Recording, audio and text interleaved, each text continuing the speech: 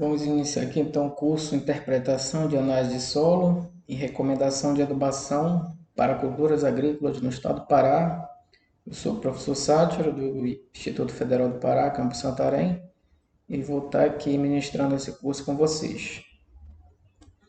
Então, a gente vai ver aqui no nosso curso um pouquinho da importância da análise de solo, principais atributos de uma análise, o roteiro para uma recomendação de adubação, tabelas regionais de nutrientes e culturas, tipos de adubação química, exemplos de cálculos, sistema web para recomendação de adubação e finalizamos com a aplicação de fertilizantes. Bom, a importância da análise de solo ela é fundamental, né, para qualquer programa de adubação e calagem. Não existe programa de adubação e calagem sem a análise de solo. A análise de solo ela fundamenta o programa de adubação e calagem, que são todas as etapas que se cumprem para se chegar nas recomendações finais de adubação e calagem. Além disso, ela verifica o nível de nutrientes no solo. Haja vista que o objetivo da adubação é repor o que está faltando no solo, né? Uma reposição. Então, ela verifica o nível de nutrientes no solo, se está adequado, se está faltando, se está em excesso. E isso tudo é fundamental para recomendações mais assertivas. Quais são os principais atributos de uma análise? O pH, que é determinado em água ou cloreto de cálcio. Na verdade, água e cloreto de cálcio não é a unidade do pH, porque ele é adimensional, mas são formas de se determinar o pH. Temos aí o fósforo, o potássio, o alumínio, a acidez potencial, que é o hidrogênio mais alumínio, o cálcio, o magnésio, a matéria orgânica e a textura do solo, que é importante a gente saber para depois se fazer a interpretação do fósforo, principalmente. Então, para interpretar o fósforo, a gente vai precisar saber a textura do solo. E cada um desses atributos, eles têm unidades, né, que podem variar um pouco de laboratório para laboratório. Tem laboratório que vai mostrar o potássio em miligramas por decímetro cúbico, ou por quilo, ou em centimol de carga por decímetro cúbico. Então, isso pode variar um pouco, tá bom? Qual é o roteiro passo a passo para se chegar numa recomendação de adubação? Primeiro, a amostragem de solo, que vai depender de cultura para cultura, profundidade, né, e algumas questões particulares. Depois, se leva uma amostra composta de mais ou menos 500 gramas, ou talvez um pouquinho mais, mas pelo menos 500 gramas para o laboratório de solos, que por sua vez vai emitir um laudo, né? De posse do laudo, a gente faz a interpretação e depois na interpretação, os cálculos e finalmente as recomendações finais, onde a gente vai ter a forma de se fazer a adubação, se ela vai ser parcelada, né? Todo o detalhamento. Então, o primeiro passo ele é muito importante. Então, se a amostragem de solo ela for mal feita, as recomendações finais também serão. Então, é muito importante a gente ter em mente esse primeiro passo aqui e saber que ela varia de cultura para cultura, né? A profundidade, principalmente, varia de cultura para cultura. Se é uma área nova, se é uma área já cultivada, tudo isso pode influenciar aí dependendo da cultura. Quando se chega na parte de interpretação, a gente tem que ter em mente que a gente usa tabelas regionais que estão contidas em manuais de adubação e calagem ou boletins de adubação e calagem regionais. Tá? Então, se eu estou no estado do Pará, vou trabalhar com boletim ou com manual de adubação e calagem para o estado do Pará. Tá? E o que, que tem, o que, que a gente vai usar nessas tabelas regionais? As tabelas de nutrientes e as tabelas de cultura. Então, são dois tipos de tabela que a gente trabalha, certo? Então, como eu falei, cada estado tem ou deveria ter, né, o seu boletim ou manual de adubação e calagem. Às vezes, não tem por estado, mas tem para região, por exemplo, região do Cerrado, né? Aqui no estado do Pará, nós temos o nosso próprio manual de adubação e calagem, que é esse aqui, que está na segunda edição, tá? 2020. Então, a gente trabalha com esse manual de adubação aqui, de onde a gente vai trabalhar com as tabelas de nutrientes e culturas.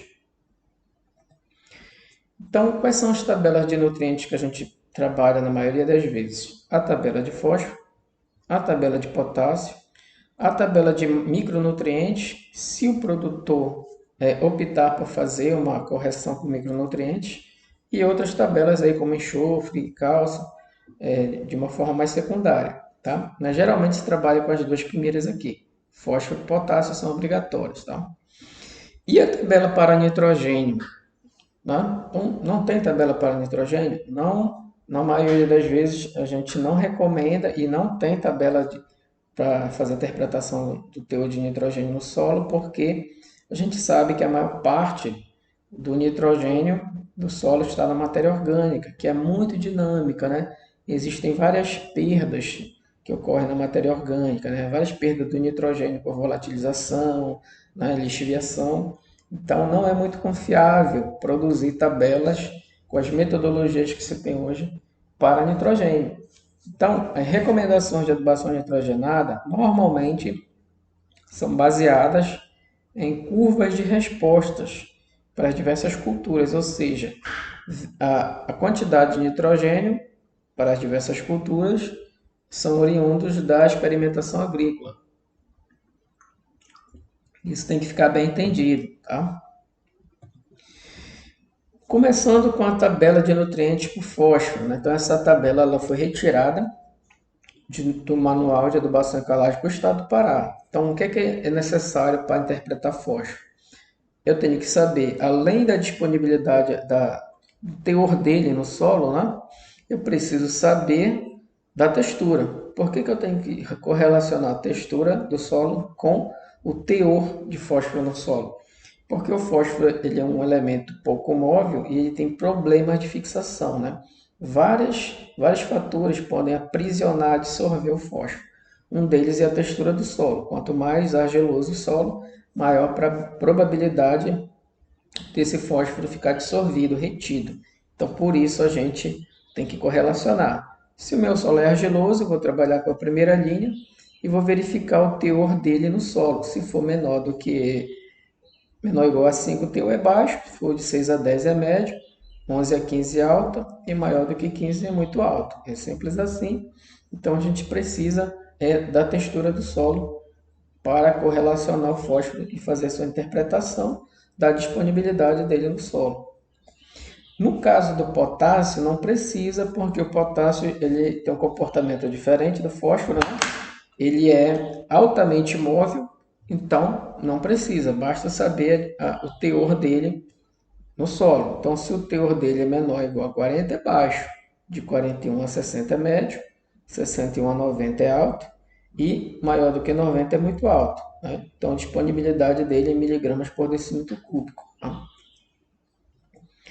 Nutrientes também, micronutrientes eu posso fazer interpretação, mas como eu falei, não é a regra, né? Se caso o produtor opte por fazer uma correção, se ele detectar, né, se tem uma cultura exigente em algum micronutriente, ele pode fazer a interpretação e verificar se no solo dele tem um teor baixo, médio, alto e fazer os devidos ajustes aí. Lembrando que aqui não tem todos os micronutrientes, mas já tem alguns, como boro, cobre, ferro, manganês e zinco. Lembrando que todas essas tabelas aqui são extraídas no Manual de Adubação e Calagem para o Estado do Pará, segunda edição 2020. Uma vez que a gente já consegue definir se o teor de fósforo, potássio e micronutrientes é baixo, médio ou alto, a gente já pula para a próxima etapa, que é ter acesso às tabelas de culturas regionais. Né? Então, nesse caso aqui, eu estou trabalhando com a cultura da pimenta do reino no estado do Pará. Então, eu fui lá no Manual de Adubação e Calagem e peguei essa tabela 1 aqui. Então, verifique que ele dá gramas por planta, né? Que é uma característica aqui da pimenta do reino. Primeiro ano, segundo ano, terceiro ano, quarto ano. E já dá as quantidades de nitrogênio na forma elementar, N maiúsculo. E já dá a quantidade de fósforo na forma de óxido, P2O5, pentóxido de fósforo, em gramas por planta. E já dá também a quantidade de potássio na forma de óxido, K2O, óxido de potássio, em gramas por planta. Se eu estou trabalhando com uma outra cultura, que é o açaizeiro, por exemplo, no estado do Pará, eu tenho que extrair e ir atrás, pegar no manual de adubação a tabela de cultura correspondente à cultura que estou trabalhando. Então, se é açaí, já vou trabalhar com touceiras, né? Então, gramas por touceira, tantos gramas de nitrogênio, de fósforo e de potássio. O fósforo vai variar em função do teor dele no solo, né? 0 a 10, 11 a 20 e maior do que 20. E também em função da época, né? Primeiro ano, segundo ano e terceiro ano. Mesma coisa para potássio. Se eu estou trabalhando com a cultura da bananeira no estado do Pará e pretendo produzir de 20 a 30 toneladas por hectare de cachos, aí eu vou seguir essa outra tabela aqui, que também é por touceira, né? Então, no primeiro ano, no plantio, no caso no plantio, não coloco nitrogênio, não coloco fósforo, potássio, mas coloco fósforo. Na formação já não entra o fósforo, né? Mas já entra nitrogênio e potássio. E na fase de produção, entre os três, nitrogênio, fósforo e potássio. Se eu estou trabalhando com milho no estado do Pará e pretendo produzir de 3 a 6 toneladas por hectare de grãos, eu utilizo esta tabela que também foi extraída do Manual de Adubação e Calagem para o estado do Pará. Então, o que eu vou precisar? Saber a disponibilidade do fósforo e do potássio, se é baixa, médio, alto, muito alto, que eu posso verificar nas tabelas anteriores, e daí extrair a informação que me interessa, que é a quantidade de fósforo na forma de pentóxido de fósforo, P2O5, em quilo por hectare, e a quantidade de potássio em quilo por hectare na forma de óxido, K2O, óxido de potássio. A quantidade de nitrogênio também vem da experimentação agrícola, que é 30 kg por hectare, né, no plantio, e 80 a 100 kg por hectare em cobertura. Né? Então, já tem as quantidades de nitrogênio aqui pela literatura científica e tem a quantidade de fósforo e potássio pela tabela de cultura do milho para o estado do Pará. E quais são os tipos de adubação simples que a gente pode utilizar uma vez que a gente já determinou a quantidade de nutrientes, necessidade de adubação? Posso usar adubação simples, que é quando eu compro separado a fonte de nitrogênio, a fonte de fósforo e a fonte de potássio. Fonte de nitrogênio aqui pode ser ureia, fósforo pode ser o superfosfato e a fonte de potássio pode ser o cloreto de potássio. O que é adubação formulada? É quando eu compro junto na mesma sacaria, na mesma embalagem, o nitrogênio, o fósforo e o potássio. Então é chamado de adubação formulada, né? Em uma mesma embalagem eu tenho os três nutrientes. A adubação simples é quando os nutrientes, nitrogênio, fósforo e potássio, são calculados e comprados em separado, certo? E aí, uma vez que eu tenho a recomendação de adubação do nitrogênio na forma elementar, do fósforo na forma de óxido e o potássio na forma de óxido, eu tenho que transformar isso em adubos comerciais, certo? Porque o que a gente compra mesmo são adubos comerciais. Ninguém compra uma saca de 60 kg de pentóxido de fósforo, né? Você tem que transformar isso em adubos comerciais. Como é que se faz essa transformação, essa conversão? Através de regra de 3 simples que a gente vai ver. Para a gente entender melhor, vamos tomar um exemplo aqui. Então, em uma propriedade rural cultivada com mandioca, coletou-se o solo de textura arenosa de uma área de 5 hectares, né? Lembrando que todo o cálculo de adubação é para 1 hectare, no caso aqui a gente tem 5, na profundidade de 0 a 20 centímetros. Então, para a mandioca, de 0 a 20 é suficiente. E obteve-se os seguintes resultados: 12 miligramas por decímetro cúbico de fósforo e 80 para potássio. Então, calcular a quantidade total de adubos a serem adquiridos. Levando-se em consideração que os adubos que se tem na propriedade são ureia, nesse caso aqui 45% de N, superfosfato triplo, fonte de fósforo, 41% de P2O5, e cloreto de potássio, 60% de K2O, lembrando que essas porcentagens aqui, 45, 41 e 60, elas podem variar a depender do processo e do fabricante, tá? Então, o primeiro passo é trabalhar o fósforo, né? Saber a disponibilidade dele no solo, se é alta, média, baixa. Primeiro passo, então, é a gente verificar a textura. Se no meu solo ele é textura arenosa, vou trabalhar com a última linha aqui, né? E verificar onde eu encontro o 12, que é o teor dele no solo. Então, o 12 está entre 11 e 18. Então, a disponibilidade, nesse caso aqui, é médio. E aí eu guardo essa informação. Depois eu vou para a tabela do nutriente potássio. Então, potássio não precisa saber a textura, basta saber o teor dele no solo, que nesse caso aqui é 80. 80 está entre 61 e 90, é alto, disponibilidade é alta, então guarda essa informação. E aí eu vou para a tabela de mandioca para o estado do Pará, segundo o Manual de Adubação nosso. Então, a disponibilidade do fósforo é média e eu vou andar à direita aqui até encontrar a quantidade de P2O5. Nesse caso é 60 kg por hectare de P2O5. A disponibilidade que a gente viu de potássio é alta. Então a gente anda à direita até achar e coincidentemente também foi 60 kg por hectare de K2O, óxido de potássio. Essa é a minha necessidade de adubação, certo? Pela literatura do Manual de Adubação e Calagem, no estado do Pará, para a mandioca, se recomenda aplicar 40 kg por hectare de nitrogênio, em cobertura, 30 dias após a germinação.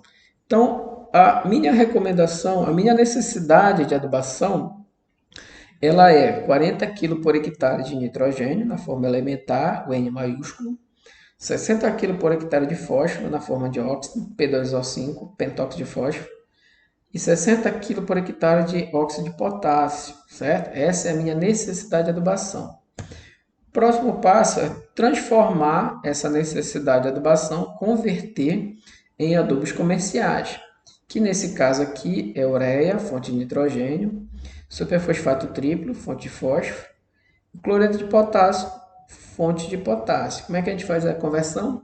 Regra de 3 simples. Então a gente vai fazer um cálculo para cada nutriente desse aqui.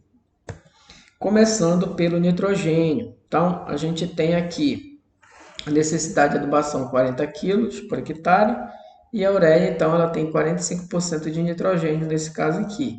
O que significa isso? Que em cada 100 kg de ureia, eu tenho 45 kg de N, 45%, né? Só que, qual é a minha necessidade de adubação? 40 kg de N, então vai estar para X de ureia. Fazendo a regrinha de 3, eu tenho aproximadamente aqui 89 kg por hectare de ureia.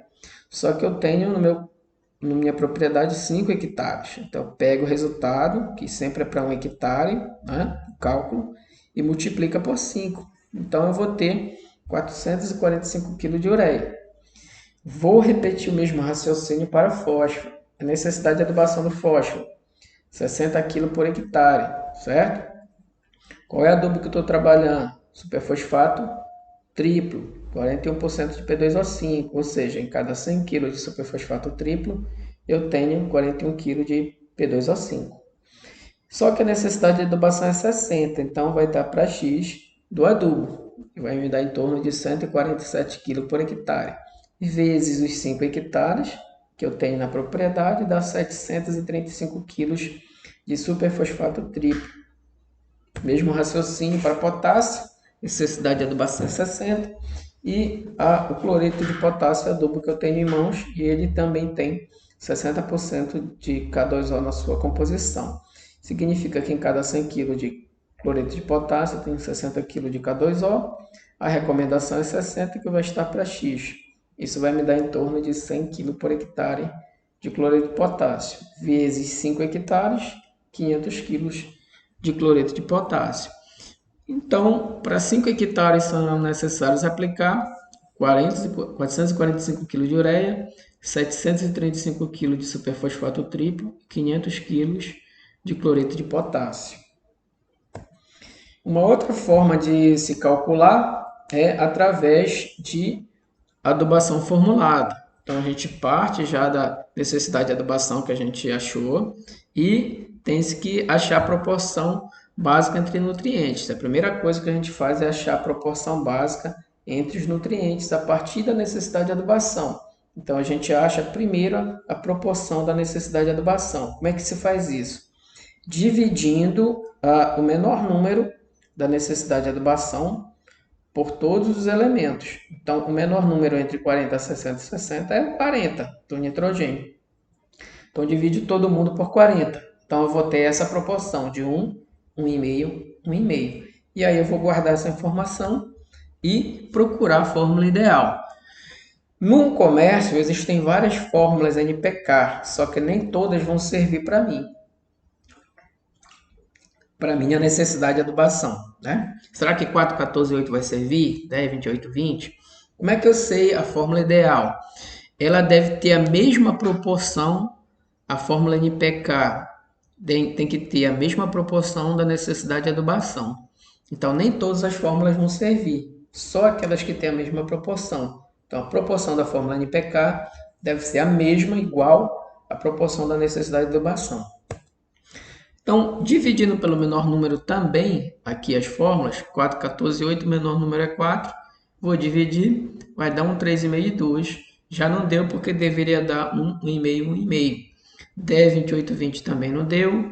Se eu dividir 0, 20, 20 também não vai dar, dividir por 0. Se eu considerar o 20 também não vai dar, deveria dar 1, 1,5, 1,5. E a 8, 12, 12 eu encontrei então a mesma proporção da fórmula NPK. Então, o que acontece? A fórmula escolhida foi 8, 12, 12. Por quê? Porque ela tem a mesma proporção da necessidade de adubação. Então, tem que ser igual. A proporção da necessidade de adubação tem que ser igual à proporção da fórmula NPK. Quando é igual, eu chego na fórmula NPK indicada, dentre todas aquelas disponíveis no comércio, sempre dividindo pelo menor número e chegando na mesma proporção da necessidade de adubação. E como é que eu calculo a quantidade de adubo que eu posso chegar, então, na quantidade de adubo NPK? Eu posso utilizar um dos elementos, no caso aqui o nitrogênio, pego a necessidade de adubação, nesse caso é 40, divido pela quantidade dele na fórmula, que é 8, 12, 12, né? Nitrogênio, fósforo e potássio. E multiplico por 100, que é a constante da fórmula. Vou achar 500 kg por hectare da fórmula 8, 12, 12. Se eu quiser tirar a prova dos 9, faço com fósforo. Então, a necessidade de adubação do fósforo é 60, divide por 12, que é o teor dele na fórmula, e multiplico por 100, vai dar 500 também. Pode fazer com potássio, vai dar 500 também. Todas elas têm que dar o mesmo resultado. Uma outra forma de se fazer é somando toda a necessidade de adubação, multiplica por 100, depois no denominador soma-se toda a fórmula NPK e o resultado também tem que dar igual. Tá? Essa é uma outra forma de se fazer. Pega os 500 quilos, multiplica por 5. Por que por 5 hectares? Porque é a quantidade de hectares que tem ali na propriedade, nesse exemplo. Então, eu vou ter no final 2.500 quilos da fórmula 8, 12, 12. Então, aí eu tenho duas opções, né? Ou eu uso 500 kg por hectare da fórmula 8, 12, 12, ou então eu utilizo aqui adubos em separado, 445 kg de ureia, 735 kg de superfosfato triplo, ou 500 kg por hectare de cloreto de potássio. Tanto a opção 1 quanto a opção 2, elas vão atender a necessidade de adubação de 40 kg por hectare de nitrogênio, 60 kg por hectare de fósforo e 60 kg por hectare de cloreto de potássio. Tá? Uma outra forma de se fazer esse cálculo de uma forma mais acelerada, né? Uma vez que você aprendeu a fazer manualmente, é utilizar sistemas. Então, eu estou desenvolvendo esse sistema aqui que se chama Sysfert, que é um sistema para recomendação de fertilizantes para culturas agrícolas no estado do Pará, né, para facilitar todo esse processo. Então, pode ser acessado aqui através desse domínio, sistemasagricolas.com/Sysfert. Então, se a gente vier aqui e no sistema e procurar por adubação, a gente vai ter duas opções de cara, que é a adubação simples e a adubação formulada. né? Se eu clicar em adubação simples, vai abrir um leque de grupos de culturas e eu posso procurar aqui a mandioca no culturas industriais. Achando em mandioca, vou clicar e posso entrar então com os dados do nosso exemplo. Então, eu tenho 80 miligramas por quilo ou decímetro cúbico, tanto faz, de potássio e 12 de fósforo. E nossa textura é arenosa, né? Então, a gente verifica aqui que a quantidade de ureia, ele já deu a necessidade de adubação, 40 de nitrogênio, 60 de fósforo e 60 de potássio, que é a mesma aqui do nosso exemplo. 40, 60, 60, que ele já deu também 40, 60, 60. Deu a quantidade de ureia, 89 kg por hectare, exatamente o que a gente chegou aqui, 89 kg por hectare. Ele deu também a quantidade de superfosfato triplo, 147, a mesma coisa que a gente chegou aqui, 147. E aqui o cloreto de potássio, 100 kg. Mesma coisa que ele calculou aqui, 100 kg de cloreto de potássio. Então, facilita muito chegar nos resultados de uma forma mais rápida. Se a gente volta aqui em adubação e na opção de adubação formulada, né, e entrar com a necessidade de adubação, que é 40, 60 de fósforo e 60 de potássio, o sistema já vai dar também a fórmula indicada, né? Já procura pela fórmula indicada e a quantidade de 500 quilos. Então, a gente verifica que é exatamente aqui a fórmula 81212 e 500 quilos. Né? Fórmula 81212 e 500 quilos. Então, o sistema está disponível para fazer a recomendação de adubação formulada e também simples. Isso facilita muito a vida do produtor. Né? Então, fica aí para consulta posteriormente, sistemasagricolas.com/Sisfert. A gente sabe que na agricultura convencional se trabalha com teor médio de nutrientes, né? Quando se pensa em aplicação de fertilizante. Mas isso tem um problema, né? Qual é o problema? Que algumas áreas do talhão receberão doses menores do que o necessário, enquanto outras áreas apresentam superdosagem. Por quê? Porque existe uma variabilidade no solo muito grande. Então, na agricultura convencional ainda existe esse problema. Qual seria uma opção para fazer uma aplicação de fertilizante mais adequada, uma vez que você teve todo o trabalho de calcular a quantidade de adubo? Mas como é que se faria uma aplicação de uma forma mais inteligente? Através da agricultura de precisão, né? Onde se tem a aplicação a taxa variável, ou seja, uma aplicação diferenciada ao longo de uma área, determinada área, de acordo com as reais necessidades da zona de manejo. Tá? Então, na prática, se pega mapas de variabilidade e fertilidade do solo, potássio, fósforo, entre vários outros elementos, nesse caso aqui é o potássio, e através desses mapas de variabilidade, pode-se adicionar ao solo, aplicar ao solo, quantidades em taxas variáveis. Então, onde tem mais fósforo, mais potássio, se coloca menos potássio. Onde tem menos potássio, se coloca mais adubo. Então, através dessas zonas de manejo, eu consigo mapear a minha área e aplicar em taxa variável, que é uma forma mais inteligente de se colocar. Então, aqui a gente está verificando, nessa área vermelha aqui, existe uma deficiência maior de potássio, então ela vai receber mais potássio, né?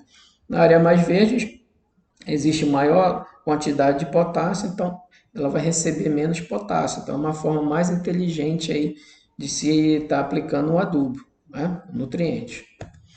Então, aqui fica o meu contato aí para quem quiser trocar uma ideia e a gente pode estar conversando aí. Muito obrigado.